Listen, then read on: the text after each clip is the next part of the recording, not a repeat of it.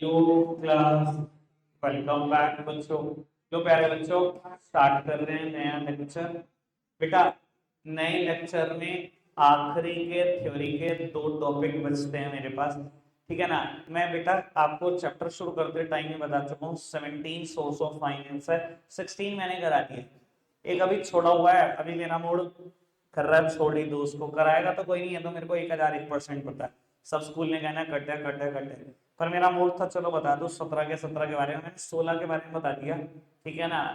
एक अभी पेंडिंग है, देखते हैं केस स्टडी के बाद बता दूंगा एक के बारे में। आज कुछ 2 टॉपिक है, दोनों खत्म करने का विचार है। आज वाइंड अप कर लो, कल से केस स्टडी शुरू करते हैं बेटा इस चैप्टर। बाबू, अभी ना एक टॉपिक है बिल्कुल शुरू में, जहां चैप्टर की शुरुआत हो रही है, थोड़ी सी ना उसकी इमेज बेटा वर्टिकल थी, ठीक है। वर्टिकल थी तो दिखता कुछ ना आपको, मैंने स्क्रीनशॉट खींच के इसकी इमेज को ना बेटा हॉरिजॉन्टली प्लेस कर दिया, वरना देखने में दिक्कत आती है आपको बोर्ड पे। अब बेटा चैप्टर जब शुरू होता है, मैं कभी सीक्वेंस से नहीं कराया था चैप्टर, आपको याद होगा पहला टॉपिक डिवेंचर कराया, 6th टॉपिक था, तो 6 पता नहीं शायद 8। फिर मैंने इशू ऑफ शेयर करा, 7th टॉपिक था। मैं तो गया भी नहीं बेटा, पहला टॉपिक रिटेन अर्निंग था, रिटेन अर्निंग उसके बाद कराया मैंने। तो अगर इससे भी पहले चैप्टर में जाओ तो 2-3 टॉपिक हैं वो रहते हैं, वही कराने आज। अब बेटा कभी समझना, आपको भी फील होगा कि जो मैं सीक्वेंस करा रहा हूँ वो सबसे ज्यादा बेटर है। अब आज देखो, आज एक टॉपिक है सोर्स ऑफ फंड क्लासिफिकेशन। जितने भी सोर्स ऑफ फाइनेंस हमने 16 पढ़ लिए, मैं उनका क्लासिफिकेशन करने जा रहा हूँ। 3 अलग अलग बेसिस पे क्लासिफाई किया जा सकता है, on the basis of time period, on the basis of ownership, on the basis of source of generation. बेटा अगर मैं बात करूं on the basis of time period, 3 तरीके के सोर्स ऑफ फाइनेंस होते हैं, long term, short term, medium term. Short term क्या होता है? जिसके वजह से 1 साल में वापस करने होगा, short term source of finance. शुरू से चल रही है चर्चा, 1 से 5 साल में करने हो medium term source of finance, और 5 साल के बाद करने हो long term source of finance. अब बेटा कोई मुझसे पूछे long term source of finance क्या है, मैंने 4 टेबल में लिखे थे, चारों लॉन्ग टर्म है, चारों लॉन्ग टर्म है। प्लीज मेरी तरफ देखो, कौन कौन से टेबल में लिखता हूँ, डिवेंचर, इक्विटी, प्रेफरेंस और रिटेन अर्निंग। टेबल बनाता हूँ, चारों लिखता हूँ, चारों चिपका देना, चारों लॉन्ग टर्म है, ठीक है।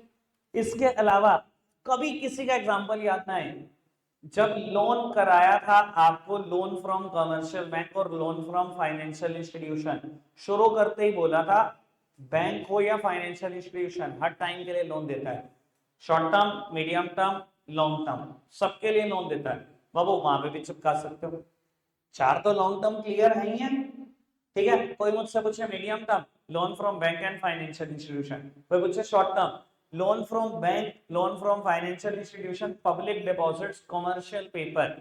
पब्लिक डिपॉजिट और सीपी हमेशा शॉर्ट टर्म के लिए इशू होते हैं। ट्रेड क्रेडिट ये भी शॉर्ट टर्म है, होते तो बहुत सारे हैं, मेनली जिस पे फोकस है वो देखो, ठीक है ना। अब इनका तो बिल्कुल भी मत देखना, ना ही इनका क्लासिफिकेशन देखना। मीडियम टर्म में पब्लिक डिपॉजिट का नाम लिख देते हैं, कोई ऐसी बात होती नहीं भाई। पब्लिक डिपॉजिट हो या कमर्शियल पेपर, दोनों में कोई अंतर ही नहीं होता। अंतर सिर्फ इस बात का कि एक कॉर्पोरेट को इशू होता है और एक पब्लिक को, ठीक है जी। कब on the basis of time period, अब on the basis of ownership, 2 तरीके के फाइनेंस होते हैं बेटा, ओनर्स फंड और बोरोड फंड। मालिकों का पैसा और कर्जे का पैसा। बेटा मालिकों का पैसा सिर्फ 2 ही है, जिसके पैसे कभी वापस नहीं करने, जिसके पैसे आज नहीं तो कल वापस करने हैं। मैं क्या बोलता हूँ अपनी भाषा में उसको, बोरोड फंड, जिसके पैसे आज नहीं तो कल वापस करने हैं। सिर्फ इक्विटी शेयर जिंदगी भर पैसे वापस नहीं होते, सिर्फ रिटेन अर्निंग जिंदगी भर पैसे वापस नहीं होते, जो कंपनी ने खुद कमाए। बाकी सबके पैसे आज नहीं तो कल वापस होंगे, सब के सब बोरोड फंड है, 2 को छोड़ दे। जितने मर्जी एग्जांपल लिखो, प्रेफरेंस शेयर लिखो, डिबेंचर लिखो, ट्रेड क्रेडिट लिखो, commercial paper, public deposit, loan from commercial bank, loan from financial institution, सब चिपका यहाँ, ठीक है जी। On the basis of source of generation, बेटा 2 तरीके से जनरेट होते हैं, इंटरनल सोर्सेज और एक्सटर्नल सोर्सेज। इंटरनल सोर्स मतलब जो बिजनेस के अंदर से पैसा आया, अगेन वही पैसा जो मालिकों ने डाला वही तो अंदर से आया, कि तो सब बाहर से। मालिक कौन होता है कंपनी में? Equity share. Equity share capital, retain earning, company ने खुद कमा के अपना ही पैसा डाला। यही 2 पैसे हैं जो ओनर फंड भी है और इंटरनल सोर्स ऑफ जनरेशन भी है, बाकी सब एक्सटर्नल। जो मैंने 7 बातें यहाँ बोली बोरोड फंड में, वही 7 चिपका देना यहाँ पर एक्सटर्नल में, खत्म। कोई दिक्कत, कोई परेशानी? समझ में आया क्लासिफिकेशन? यार थोड़ा थोड़ा ना मेरे को ना बस ये बता दो कि जब पहले दिन तुम्हें टीचर पढ़ाता है ये कैसे पढ़ाता है? मैं सीखना चाहता हूँ दीप सिंह। क्लास में पहले दिन वो यही कराएगा, यही है टेबल। टॉपिक का नाम है 8.1, एक चैप्टर का नाम है, पहली टेबल यही है। कराएगा कैसे? मैं तो ये जानना चाहता हूँ। आपको कैसे समझ में आ जाता है? तो वो बताता है कि 3 तरीके का होता है बेटा टाइम पीरियड, यही है। उसने कह दिया पब्लिक डिपॉजिट मीडियम, तब आपने कह दिया हाँ। ये मतलब ऐसा जादू टैलेंट ये कैसे है कुछ लोगों के पास? मेरे पास तो कमी है इसकी। तो नहीं, तुम ही हो लोगों सिरे ला के आ जाते हो भाई। मतलब तुम्हें कभी हैरानी नहीं होती कि वो पढ़ाते नहीं है और तुम हाँ करते रहते हो? यार मुझे कभी समझ ही नहीं आता कि कोई कैसे कराता होगा इसको पहले दिन। मैंने तो इतना पता नहीं कहां कहां से सोच समझ के बेटा कितनी रिसर्चों के बाद मैं यहाँ पहुंचा हूँ। आपको क्या लगता है पहले दिन मैं यहाँ पहुंच जाऊंगा? पहले दिन नहीं पहुंचाऊंगा। पहले दिन पता नहीं मैंने किस सीक्वेंस से शुरू किया होगा। अभी 13 साल हो गए कराते कराते। अब पिछले 6-7 साल में सेटल हो गया हूँ। पता है कि यही सीक्वेंस बेस्ट रहता है, सबसे ज्यादा आसान पड़ता है बच्चों को, सबसे जल्दी याद होता है। तो बहुत हिट एंड ट्रायल के बाद यहाँ पहुंचा हूँ मैं भी। अब पता नहीं भैया कैसे करा देते हैं स्कूल वाले, चलो खैर अलग ही टैलेंट है उसके पास। बाबू अब 1 मिनट के लिए सामने देखना, रेनबो वाले तैयार रहे। मैंने बीच में भी एक दिन बोला था तैयार रहना एक क्वेश्चन के लिए, आज आपको फिर बोल रहा हूँ तैयार रहो, बिल्कुल रेडी। ठीक है जी?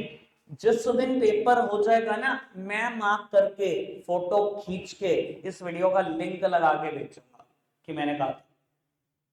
इस वीडियो का लिंक लगाकर भेजूंगा। मैं पहले बता रहा हूँ ये पेपर होने दो फाइनल एग्जाम, ये जब फाइनल में आएगा साथ में इस वीडियो का लिंक जरूर आएगा आपके ग्रुप में, देख लेना कि मैंने कहा था कि नहीं कहा था। तो वो टॉपिक दिया गया है फिक्स्ड कैपिटल रिक्वायरमेंट, टॉपिक दिया गया वर्किंग कैपिटल रिक्वायरमेंट। और तो बेटा इनके ऊपर एक एक पैराग्राफ है, मैं ये तो पैराग्राफ पढ़ाऊंगा ही पढ़ाऊंगा। बाबू इसके अलावा देखो ये नाम दे दिया ना, बस टीचर को मिल गया हथियार कि मैं यहाँ से कोई क्वेश्चन पूछूं इनडायरेक्ट घुमा के। तो वो जो क्वेश्चन पूछते हैं मैं आज ही करा और बता देता हूँ। सिर्फ रेनबो में नहीं, यहाँ बैठे हुए 2-3 स्कूल में और आएगा टॉपिक, 2-3 स्कूल में और आएगा, यहीं से आएगा टॉपिक। मैं एडवांस बता रहा हूँ बेटा, ठीक है? Be very careful. आज का टारगेट सिर्फ यही है, ये पूरा करते हैं और पैकअप करते हैं। तो किसी भी बिजनेस की बात कर लो आप, किसी भी बिजनेस में बेटा जो कंपनी की या बिजनेस की फाइनेंशियल नीड होती है वो 2 तरीके से क्लासिफाई की जा सकती है। एक को हम बोलते हैं फिक्स्ड कैपिटल रिक्वायरमेंट, जिसको आप अकाउंट्स की भाषा में फिक्स्ड एसेट्स भी बोलते हो, फिक्स्ड कैपिटल रिक्वायरमेंट। और बेटा दूसरी होती है वर्किंग कैपिटल रिक्वायरमेंट, जिसको आप अकाउंट की भाषा में करंट एसेट्स भी बोलते हो, वर्किंग कैपिटल रिक्वायरमेंट। बेटा इसको मैं अकाउंट्स की भाषा में फिक्स्ड एसेट्स बोलता हूं, इसको मैं अकाउंट्स की भाषा में करंट एसेट्स बोलता हूं। क्या होती है फिक्स्ड एसेट्स? अच्छा ये बताओ फटाफट से। Which is required in the business for more than 1 year, जो बिजनेस में 1 साल से ज्यादा के लिए रिक्वायर्ड है। Just like land and building, plant and machinery, furniture, fixtures. मैं 6 एग्जांपल देता हूं, हमेशा से देता हूं। Land and building, plant and machinery, furniture, fixture. ध्यान रखना यहां से टॉपिक शुरू होगा अभी 1 मिनट के बाद। और मेरे को अगर किसी ने एग्जांपल करंट एसेट का दे दिया धो दूंगा मैं। अगर फिक्स्ड एसेट्स नहीं पता तो भैया कोई हक ही नहीं है आपको यहाँ बैठने का। फिक्स्ड एसेट्स क्या है? मैं दोबारा बोल रहा हूँ, which is required in the business for more than 1 year. For example land and building, plant and machinery, furniture, fixture. इन 6 में से कोई भी एग्जांपल दे देना जब ये टॉपिक शुरू करूंगा। करंट एसेट्स क्या होती है? Which is to be converted into cash और cash equivalent within 1 year. बेटा जो कैश में या कैश जैसी चीजों में कन्वर्ट हो जाएंगी 1 साल के अंदर अंदर, उनको हम करंट एसेट्स बोलते हैं। एग्जांपल के तौर पर स्टॉक या क्लोजिंग स्टॉक आपकी भाषा में, debtors, bills receivable, cash in hand, cash at bank. बेटा ये तो है ही कैश के बराबर, ये तो है ही करंट एसेट्स। बेटा नॉर्मली जब मैं उधार बांटता हूं क्या मैं सालों का उधार देता हूं? 1 महीना, 2 महीना, 3 महीना? 3 महीने में तो कैश में कन्वर्ट हो जाएगा। मैं तो फिर भी कह रहा हूँ करंट एसेट्स क्या होती है जो साल भर में तो कैश में कन्वर्ट हो ही जाती है, तो साल भर में तो कैश में कन्वर्ट हो ही जाएगा, साल भर में तो स्टॉक भी कन्वर्ट हो जाएगा। और बिल रिसीवेबल भी बेटा सिक्योर्ड डेटर ही होते हैं। खैर मैं अकाउंट्स पढ़ाने नहीं बैठा, वहां पे पूछ लेना जिसको कुछ पूछना हो, ठीक है जी। या अगर इसका एग्जांपल नहीं भी देना तो मुझे तब भी दो देगा, छोड़, नहीं भी पता तो छोड़, क्या करना भी इसका, ठीक है जी। इतनी बात, कोई दिक्कत कोई परेशानी तो नहीं बेटा। पेपर में टॉपिक आएगा 3 मार्क, लिख कर ले लो, factor affecting fix capital requirement या factor affecting working capital requirement. क्या ये एनसीईआरटी में है? नहीं, एक वर्ड लिखा हुआ है बेटा, उस पर उठाया जाता है क्वेश्चन। सिर्फ परेशान करना है ना, ऐसे कैसे देख लें 3 नंबर तुम्हारे आ जाए फ्री में। तो बेटा टॉपिक का नाम है factor affecting fix capital requirement, 12th में एज इट इज। वहां 6 नंबर में आता है, वहां 6 फैक्टर लिखे हुए हैं, स्क्रीनशॉट खींच के भेज दूंगा 12th के नोट्स का, 3 पढ़ लेना, ठीक है जी। मैं सबसे आसान 3 करा रहा हूँ क्योंकि 3 नंबर में ही आता है आपके पास, ठीक है जी, आराम से समझते बेटा। कौन कौन से फैक्टर अफेक्ट करते हैं फिक्स कैपिटल रिक्वायरमेंट को? सबसे पहला फैक्टर जो अफेक्ट करेगा आपकी फिक्स कैपिटल रिक्वायरमेंट को वो है बेटा नेचर ऑफ बिजनेस।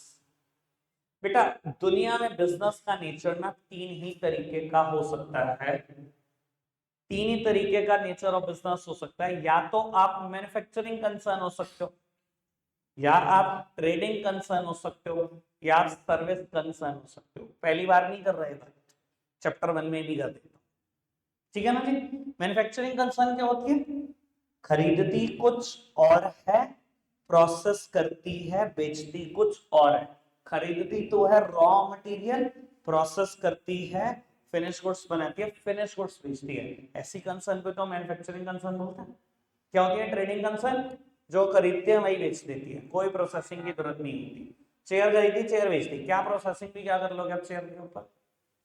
प्रोसेसिंग की जरूरत ही नहीं। एसी खरीदा, एसी बेच दी, फैन खरीदे, फैन की एलईडी बल्ब खरीदे, एलईडी बल्ब बेच दिए। ऐसी सारी कंसर्न ट्रेडिंग कंसर्न होती है। सर्विस कंसर्न एक एग्जांपल में खड़ा ही हूं आपके सामने, ट्यूशन सर्विसेज देना, ठीक है जी, और बहुत सारी सर्विसेज आप मार्केट में देखते हो।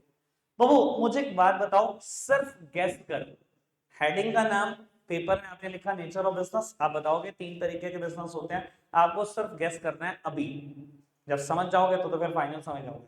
आपको क्या लगता है किसको सबसे ज्यादा फिक्स कैपिटल चाहिए होती होगी? मुझे यही डिसाइड करना है। टॉपिक का नाम है fix capital requirement, factor affecting fix capital requirement. कब किसको सबसे ज्यादा फिक्स कैपिटल चाहिए होती होगी? नेचर ऑफ बिजनेस के हिसाब से भी फिक्स कैपिटल चाहिए, आप सिर्फ अभी गेस। मैन्युफैक्चरिंग कंसर्न कुछ बोल रहे हैं लोग, ट्रेडिंग है कोई ट्रेडिंग वाला? कोई नहीं है। सर्विस कोई नहीं है। मतलब आप मानते हो मैन्युफैक्चरिंग को सबसे ज्यादा चाहिए फिक्स कैपिटल? बिल्कुल ठीक है, साबित कर दो पेपर जिसने जिसने बोला। बात तो ये है, जस्टिफाई भी तो करना है। देखो जस्टिफिकेशन जो है ना, बड़ा सबसे सिंपल बात करने जा रहा हूं आपके साथ। एक बात बताओ बेटा, अगर आप मैन्युफैक्चरिंग कंसर्न हो, क्या आपको लैंड एंड बिल्डिंग चाहिए? बिल्कुल चाहिए। प्रोडक्ट मैन्युफैक्चर करोगे, हवा में तो नहीं करोगे ना। ट्रेडिंग कंसर्न हो, लैंड एंड बिल्डिंग तो बेटा तब भी चाहिए। बहुत सारे लोग ऐसे बैठे हैं बेटा जो बिजनेस फैमिली से बिलोंग करते हैं, और बिजनेस भी ट्रेडिंग का ही है, जो खरीद रहे हैं वही बेच रहे हैं, कुछ नहीं प्रोड्यूस कर रहे हैं। सर आप एक बात बताओ, जो खरीद रहे हो वही बेच रहे हो, ट्रेडिंग में लैंड एंड बिल्डिंग तो तब भी चाहिए। और मैं खड़ा हूं बेटा आपके सामने service concern, land and building मुझे चाहिए कि नहीं चाहिए? चाहिए कि नहीं चाहिए? चाहिए ना बेटा, हवा में तो नहीं बैठे हुए ना आप भी, मैं भी हवा में खड़े होकर नहीं पढ़ा रहा, लैंड एंड बिल्डिंग तो मुझे भी चाहिए। तो वो what about furniture and fixtures? Furniture fixtures manufacturing को तो चाहिए भैया, मैन्युफैक्चर करने के बाद सामान कहीं तो रखोगे, रॉ मटेरियल कहीं तो रखोगे, फिटिंग्स तो करा ही रखी होंगी ना दुकान पे। फर्नीचर फिटिंग्स चाहिए, चाहिए। ट्रेडिंग कंसर्न हो बेटा, फर्नीचर फिटिंग्स तो तब भी चाहिए। आपके बाजार कॉस्मेटिक खरीदते हैं, कॉस्मेटिक बेचते हैं, ट्रेडिंग कंसर्न है भैया, फिटिंग तो दुकान पे तब भी हो रखी होगी, या स्टॉक जमीन पे पड़ा रहता है? ऐसा तो कभी भी नहीं होता। बाबू फर्नीचर फिटिंग का मैं सर्विस कंसर्न हूं, मुझे चाहिए कि नहीं चाहिए? फटाफट से बताओ। चाहिए? अगर आप कहो नहीं चाहिए, कोई नहीं, कल से दरी बिक जाएगी बेटा। बताओ भाई बाबू चाहिए कि नहीं चाहिए? बिल्कुल चाहिए। सर्विस कंसर्न फर्नीचर फिक्सर पक्का चाहिए बेटा। What about plant and machinery? अब बहुत बढ़िया गेम बेटा, क्या ट्रेडिंग कंसर्न को प्लांट एंड मशीनरी चाहिए? मैंने काट दिया वैसे। क्यों चाहिए, क्या करोगे? मशीनरी खरीद कर, चेयर खरीदी, चेयर बेच दी, क्या करना भैया तूने प्लांट एंड मशीनरी का? तूने कुछ प्रोसेसिंग करनी है, जो खरीदा वही तो बेच दिया। आप करोगे क्या प्लांट एंड मशीनरी का? जनरल केस, जनरली आपको कोई प्लांट एंड मशीनरी रिक्वायर्ड नहीं होता बेटा। अगर मैं सर्विस कंसर्न की बात करूं, सर थोड़ी बहुत प्लांट एंड मशीनरी चाहिए हो सकती है, और कभी कभी कुछ सर्विस ऐसी होती है जहां बिल्कुल नहीं चाहिए होती। जैसे कि अगर मैं बात करूं कि आप एक ट्रैवल एजेंट हो, ठीक है, टिकट टिकट बुक करते हो बेटा, रेलवेज की, फ्लाइट्स की, और उस पर कमीशन चार्ज करते हो, ट्रैवल एजेंट हो।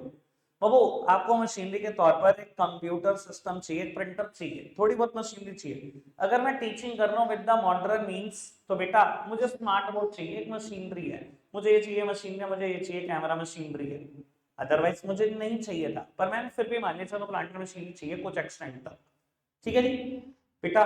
लेकिन अगर आप मैन्युफैक्चरिंग कंसर्न हो, प्लांट एंड मशीनरी चाहिए तो चाहिए, पर बहुत ज्यादा चाहिए, सिर्फ चाहिए नहीं, बहुत ज्यादा चाहिए बेटा। क्या जितनी मशीनरी सर्विस कंसर्न को रिक्वायर्ड है, मैन्युफैक्चरिंग को सिर्फ उतनी ही रिक्वायर्ड है? नहीं बेटा, एक कंप्यूटर से काम नहीं चल जाएगा, एक प्रिंटर से काम नहीं चल जाएगा आपका। आपको हैवी मशीनरी चाहिए, कुछ भी मैन्युफैक्चर करना है, लाखों की मशीनरी हो सकती है, करोड़ों की भी हो सकती है कुछ केस में। तो बेटा मैन्युफैक्चरिंग कंसर्न को इसी वजह से फिक्स कैपिटल रिक्वायरमेंट सबसे ज्यादा होती है। क्लियर है बात? समझ में आती है? किसको ज्यादा फिक्स एसेट चाहिए? बताया आपने भी था, बस बात सिर्फ जस्टिफिकेशन की है बेटा, क्योंकि सिर्फ एक लाइन का कंक्लूजन लिख के नहीं आ सकते, नंबर नहीं मिलेगा। ठीक है जी, मैं नोट्स दूंगा इसके, ठीक है, लेकिन सिर्फ अभी आप समझने पे ध्यान दो, नोट्स मिल जाएंगे सबको। अभी तक कोई दिक्कत, कोई परेशानी? आगे बढ़ सकते हैं बेटा। Second heading is scale of operation. मैं टॉपिक पढ़ रहा हूं, factor affecting fix capital requirement. कौन कौन से फैक्टर अफेक्ट करेंगे फिक्स कैपिटल को? पहला हो गया nature of business, second one है स्केल ऑफ ऑपरेशंस बेटा। और मैं बता देता हूं, स्केल तीन ही तरीके का हो सकता है। स्मॉल स्केल, एक शहर में धंधा शुरू करा, एक ही में खत्म करना है, बस यही निपट जाना है। मीडियम स्केल, शहर को बेटा एक शहर से धंधा शुरू करके 5-6 शहरों में लेके, 2-3 डिस्ट्रिक्ट में लेके, 2-3 स्टेट में लेके, मीडियम स्केल है। लार्ज स्केल, नेशन वाइड धंधा चल रहा है या मल्टीनेशनल ब्रांड बन चुके हो। बेटा तीन ही तरीके का स्केल हो सकता है, small scale, medium scale, large scale. कैसे आपको करना है? किसको फिक्स कैपिटल ज्यादा चाहिए, स्मॉल स्केल, मीडियम स्केल या लार्ज स्केल? फटाफट से बताओ बेटा, गेस करो, फिक्स कैपिटल किसको ज्यादा चाहिए? Large scale? साबित कर दो कि अगर करना पड़े।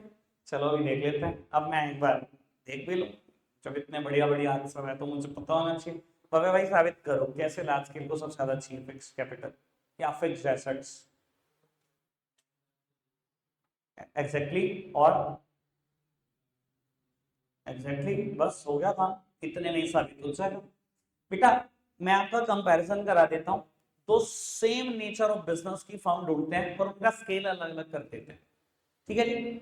आप बेटा गली मोहल्ले के कोई डिजाइनर हो, ठीक है जी, एक शहर में आपका धंधा डैश द डिजाइनर, बड़े डिजाइनर है भैया, ठीक है जी, अब किसी के बारे में सोचिए, ठीक है जी। और एक तरफ है कुछ भी और समझते हैं बेटा, तगड़ा डिजाइनर सोच लेते हैं, मल्टीनेशनल ब्रांड सोच लेते हैं, ब्लैकबेरी, ठीक है, दोनों का कंपैरिजन कर देते हैं। बस एक बात बताओ बेटा, क्या दोनों को इक्वल स्पेस की जरूरत है? आपके जो गली मोहल्ले का डिजाइनर है बेटा, 100 गज जगह में बैठा होगा, बहुत बड़ा होगा, 200 गज में बैठा होगा। ऐसे लोगों के घर भी नहीं है हमारे शहर में इतने बड़े बड़े। बहुत बड़ा होगा, 500 गज में बैठा होगा, दैट्स इट, बस। आपको क्या लगता है ब्लैकबेरी की फैक्ट्री 500 गज में होगी? इक्वल स्पेस चाहिए दोनों को बेटा। वहां बातें बीघे में हो रही होंगी, गजों में बात ही नहीं हो रही होगी। मैं इससे लिख के ले लूँ आज। दूसरी बात, क्या दोनों को same equal amount of plant machinery चाहिए? ये जो आपकी गली मोहल्ले का डिजाइनर है ना, 10 मशीन, 15 मशीन, 20 मशीन लेके आता हूँ, मैं मोर देन एनफ बोल रहा हूँ। 20 से ज्यादा सिलाई मशीन तो नहीं होंगी, 1-1 लाख वाली तगड़ी वाली वो जैक कंपनी की आती है, वही होती है बेटा ज्यादा डिजाइनर के पास, ठीक है सर। ब्लैकबेरी के पास 20 होंगी, बताओ, आप गैस कर लो। सर 2009। तो सर ये बात तो समझ में आती है कि अगर आपका स्केल डिफरेंट है, अगर आप लार्ज स्केल पे ऑपरेट कर रहे हो तो बेटा बिगर स्पेस चाहिए, ज्यादा स्पेस चाहिए, ज्यादा ही प्लांट एंड मशीनरी चाहिए, इसलिए आपकी फिक्स कैपिटल रिक्वायरमेंट ज्यादा है as compare to small concern, sorry small scale concern और मीडियम स्केल कंसर्न। कोई दिक्कत, कोई परेशानी? बात समझ में आई? दोनों बातें। बेटा third heading is choice of technique. Choice of technique. मैं तो कह रहा हूं प्यारे बच्चे, हमारे सामने बहुत बुद्धिजीवी लोग बैठे हैं। बेटा टेक्निक दो तरीके की होती है, ये बातें हैं इकोनॉमिक्स में आप पढ़ चुके हो, बहुत ही टैलेंटेड पर्सन हो आप, बुद्धिजीवी। बता दो कौन सी दो? लेबर इंटेंसिव और कैपिटल इंटेंसिव। दो तरीके की टेक्निक होती है, लेबर इंटेंसिव टेक्निक और कैपिटल इंटेंसिव टेक्निक। मैं एक बार दोनों का एग्जांपल दे रहा हूं, उसके बाद आपको खुद पता लग जाएगा कहां फिक्स कैपिटल ज्यादा चाहिए। हाँ क्या चल रहा है बाबू ये? आ जाओ फिर सामने देखिए।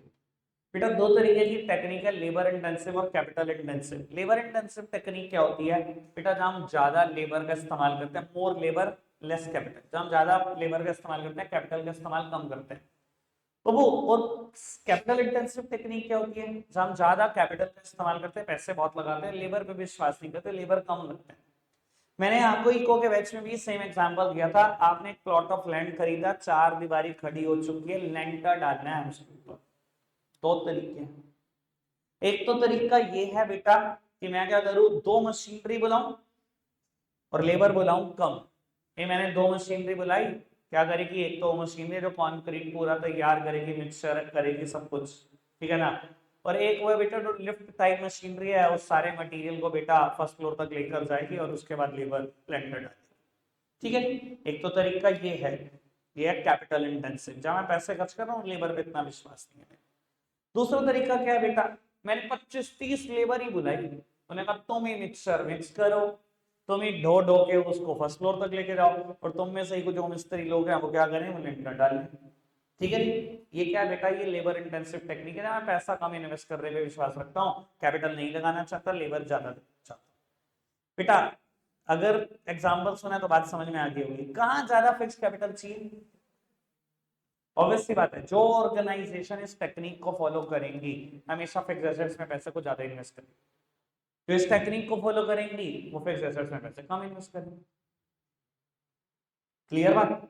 तीनों हेडिंग के मैं अब कंक्लूजन बोल रहा हूँ। तो टॉपिक का नाम है factor affecting fix capital requirement. पहली हेडिंग आई nature of business. Manufacturing concern को ज्यादा फिक्स कैपिटल चाहिए as compare to trading concern और सर्विस कंसर्न। उसके बाद scale of operation, large scale organisation को ज्यादा फिक्स कैपिटल चाहिए as compare to medium scale and small scale. Third heading आई choice of technique. Last heading choice of technique. बेटा दो तरीके की टेक्निक होती है, लेबर इंटेंसिव और capital intensive. Capital intensive technique follow करने वाली ऑर्गेनाइजेशन को ज्यादा फिक्स कैपिटल चाहिए as compare to labour intensive technique. खत्म, सिंपल, बात समझ में आ गई? बेटा टॉपिक स्टार्ट होता है factor affecting working capital requirement. बहुत जल्दी जल्दी खत्म करेंगे। पहली हेडिंग सेम, मैंने जानबूझ के हेडिंग ऐसी दी है कि याद करने में दिक्कत नहीं होगी, बट एग्जांपल में फर्क आ जाएगा। क्योंकि अभी तक मैं एग्जांपल क्या कर रहा हूँ, land and building, plant and machinery, furniture, fixture. अब टॉपिक है factor affecting working capital requirement. अगर अब किसी ने एग्जांपल दिया मेरे को फिक्स्ड एसेट्स का, अब दो नहीं उसकी हो जाएगी। क्योंकि अगर इतना नहीं सोच पाते तो सोच क्या पाते हो? करंट एसेट्स के एग्जांपल देने हैं, या कैश, या बैंक बैलेंस, या डेटर, या स्टॉक, इन्हीं के एग्जांपल चल रहे होंगे चारों के। ठीक है जी। आप बताओ क्या कहते हो, किसको ज्यादा वर्किंग कैपिटल चाहिए? मैन्युफैक्चरिंग कंसर्न, ट्रेडिंग कंसर्न, या सर्विस कंसर्न? जल्दी से गेस करो ताकि बात को आगे बढ़ाया जा सके। Manufacturing concern, trading concern, service concern. अब मजा आएगा बहुत। ठीक है जी। और एक और काम कर लेना, चलो थोड़ी सी बात और एक्सटेंड कर देता हूँ, थोड़ा आसान कर देता हूँ आपके लिए। वर्किंग कैपिटल में करंट एसेट्स तो आएंगे आएंगी, डे टू डे खर्चे भी आ जाएंगे। लो और आसान कर, डे टू डे एक्सपेंसेस भी आ जाएंगे। डे टू डे एक्सपेंसेस क्या हो सकते हैं? Salary, wages, refreshment, stationery, printing, travelling, conveyance, blah blah blah. ठीक है जी, समझ गए? फटाफट से बताओ बेटा, क्या गेस करना है? इतना तो कोई खैर मैं अभी आपसे डिटेल चाहिए नहीं रहा। आप बताओ मैन्युफैक्चरिंग को ज्यादा चाहिए वर्किंग कैपिटल, ट्रेडिंग को ज्यादा चाहिए या सर्विस को ज्यादा चाहिए? कौन कौन मैन्युफैक्चरिंग कहता है? हैंड उठा, हैंड रेस कर लो जो तो मैन्युफैक्चरिंग कहते हैं। अच्छा जी, देखो कहीं ना कहीं होना पड़ेगा क्योंकि बीच का होना बहुत खतरनाक माना जाता है हमारी सोसाइटी में। ट्रेडिंग में कौन कौन है? वेरी गुड, सोचते तो हैं मुझसे कुछ, उन्होंने हाथ उठा देते फोन चलाते चलाते याद दिया वहां नहीं है दीदी में।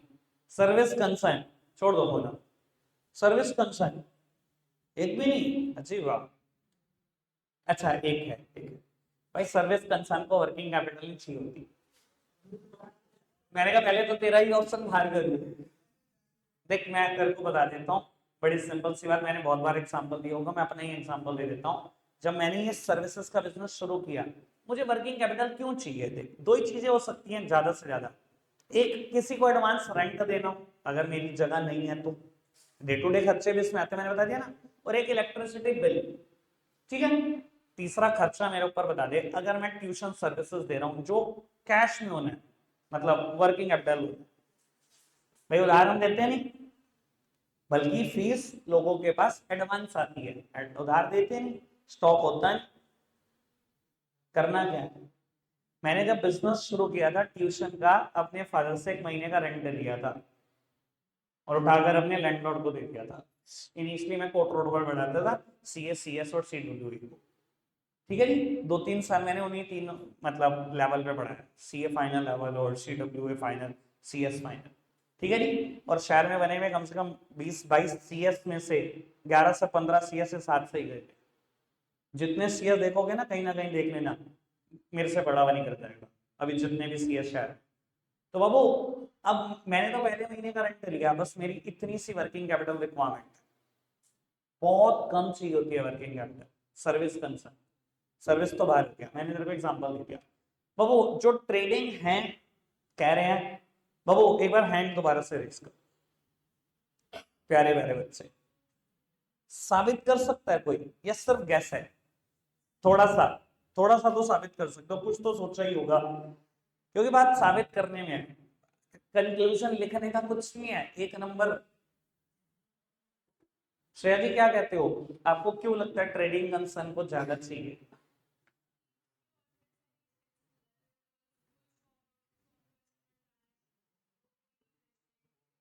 तो मैन्युफैक्चरर नहीं करता ऐसा? देख मैं तेरे को एक बात बताता हूँ, नहीं ऐसा नहीं है। हिरन मराने सबसे बड़ी हौचरी मार्केट है हमारे आसपास की, लुधियाना से पहले कुछ नहीं है, ठीक है। अब इतने सारे मैन्युफैक्चरर बैठे हैं, आसपास के जितने गांव हैं जितने शहर हैं, सब हिरन मरान से सामान खरीदते हैं हौचरी का। अब कस्टमर तो उनकी दुकान पे भी जा रहे हैं, चाय पानी तो वो भी बुलाते हैं बेटा, रिफ्रेशमेंट का खर्चा तो उनका भी है। हाँ सर, कस्टमर ज्यादा होंगे इन नंबर, इन नंबर। यार चल मैंने ही मान ली बात, बिल्कुल एग्री हूँ, मानिए मैंने मान लिया मैन्युफैक्चरर के 100 और ट्रेडर के 500, ठीक है। अगर इतना गैप भी मान लो, सर चाय पानी का कितना खर्चा कर लोगे, डेटर्स ज्यादा होंगे, ठीक है चलो मान लिया। मैन्युफैक्चरर, अब मैं तेरे को मैन्युफैक्चरर और ट्रेडर में थोड़ा सा फर्क बता देता हूँ, जैसे तूने बोला बेटा, मैन्युफैक्चरर नंबर में जरूर कम हो सकते हैं, उधार हमेशा उनका ही ज्यादा रहेगा। अगर मैं एक मैन्युफैक्चरर की बात बोलूं आपको, आप एक मैन्युफैक्चरर नाम लो नेशन वाइड किसी फर्म का, रूपा, अमूल, आपके जितने डिस्ट्रीब्यूटर हैं आपने सबको उधार बांट दिया, आपको क्या लगता है इनका उधार क्या कुछ लाखों में होगा? एक एक डिस्ट्रीब्यूटर 1-1 करोड़ का सामान खरीदता है एक एक सीजन में, एक एक सीजन में। क्या बात कर रहे हो भैया, ये कोई लॉजिक नहीं हुआ, अभी भी मैं सेटिस्फाइड नहीं हूँ। कोई और बताना चाहता है ट्रेडर में कुछ, कि ट्रेडिंग कंसर्न को ज्यादा वर्किंग कैपिटल चाहिए, कोई बहुत बताना चाहता हो?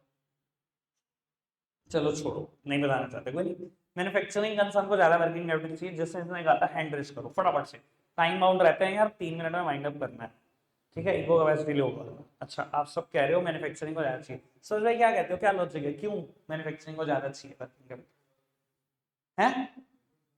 एग्जैक्टली ये तो चलो बात बहुत अच्छा समझ आती है। सैलरी की कॉस्ट पे इनती यहाँ होती है, इनकी इनकी नहीं होती सैलरी की कॉस्ट इतनी जितनी इनकी होती है। भैया मैन्युफैक्चरिंग कर रहे हैं, 20 लेबर बैठ के मैन्युफैक्चर कर रही है सामान, और जो दुकान पे बेच रही है वो 2-3 लेबर है।